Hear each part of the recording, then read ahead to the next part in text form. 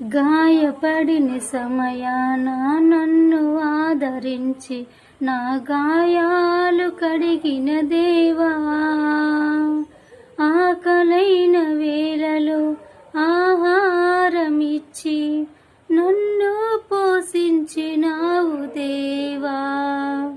నన్ను విడువడు ఎడబాయడు, నన్ను విడువడు ఎడబాయడు నా యేసయ్యా.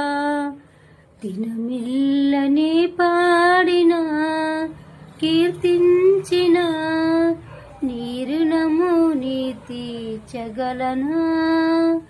కొనియాడి పాడి నీ సాక్షిగా నీ ఇలలో జీవించనా.